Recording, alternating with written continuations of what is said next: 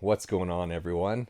Welcome to my garage. It's currently quite a mess. I'm working on doing some additions, adding some cabinets to the wall, and just staining them right now. So it's a little bit of a mess, and I haven't cleaned up lately. But today I'm going to be officially introducing my '99 Civic. I haven't really done that before, and just talk about the plans I have for the car going forward. So, unfortunately for y'all, it's going to be a bunch of rambling.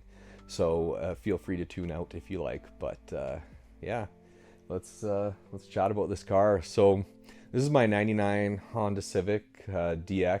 It's a Canadian car. I bought it a couple years ago now as basically just my daily driver. I was going to use it as a winter beater actually, and just it's cheap on gas. So yeah, I figured I'd buy it for commuting to work. But ended up loving the car. I think within the first hour, I was pretty sure in my mind this wasn't just going to be a daily beater. Just flying down at 100 kilometers an hour, which doesn't sound fast, but in something this small, this little go-kart, it's quite a blast. Yeah, the Canadian DX came with D16Y7, which is extremely underpowered. I think it's like 106 horsepower at the crank. Just extremely slow car, but corners like you wouldn't believe. So I just love this thing. My original plan, I actually just got rid of the motor. I was going to put a D16Y8 in it, one that was built for boost and do a little bit of a turbo build, but parts seem to be pretty difficult to come by these days, with all the supply chain issues. Things like ARP head studs and connecting rods, everything was on back order, and was basically joining the line of people waiting. So I decided to reevaluate. I sold the Y8, sold it to a friend who's going to put it to great use. But I've decided to go a B series in this car. So I'm not quite sure which one I'll find. It's B series are getting a little bit hard to track down these days in my area. The go-to would be like a B18 B1 or something like that. But actually, what I'm probably looking at is something like a B20. I know these aren't optimal motors for those of you in the Honda scene. The B20 has always been criticized for having thinner interbore cylinder walls. And so that's not great, but I think it'd be okay. I just want to push somewhere around 300 wheel horsepower, nothing crazy, like some of the guys pushing 500-600 horsepower. I think 300 horsepower in this car would be more than enough. I didn't mention, but you've probably seen my other videos. It is a hatchback, so I just love the hatchback style.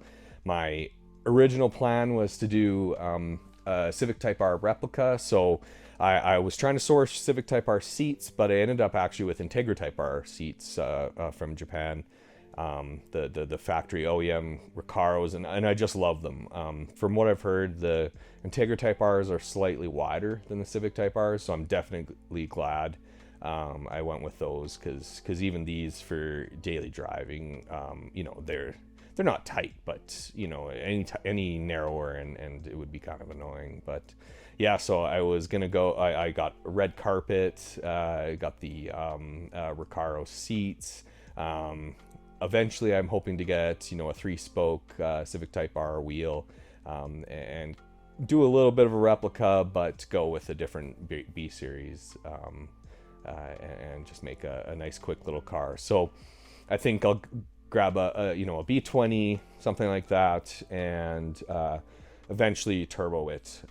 I do have a nitrous kit that I want to throw on the car just for this summer, so I'm going to be doing some autocross and some drag strip racing, and I'll be installing the nitrous kit for just doing some drag racing. But first, I want to get the car all prepped and just do a stock B20 pass on the quarter and just see what that extra 50 horsepower, because I think the V20 is something like 150 horsepower. So while 150 horsepower is not that much, that's like a 50% gain over the stock horsepower. So it's going to be a completely different car.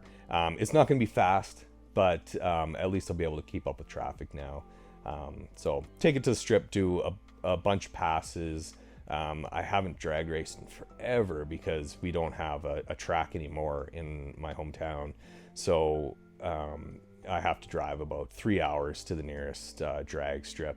And so I'll be towing it up to the drag strip up at Edmonton, Alberta, and racing there a few times.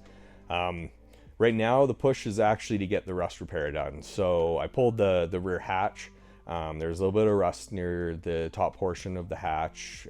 It's very common. It's essentially all on the roof skin, so non-structural rust, so no big deal there. Just need to clean it up, prime it with a rust primer, and then give it a good paint and just really seal it up so it doesn't spread. And then unfortunately the major rust is just above the front windshield. So it's got the typical rust just along the top of the windshield there. And that I need to, it's actually perforated, so I need to weld in new metal there. And as luck would have it, I can't weld. So I bought a welder and gas, and I'm going to learn to MIG weld and hopefully get this wrapped up in about a month. I think I can get it all done.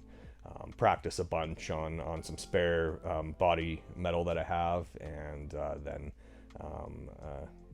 do the rust repair on the actual car, get the windshield replaced, and probably simultaneously be tearing out this Y7 here, and get throwing in the B series. So that's kind of what I've got planned for this car.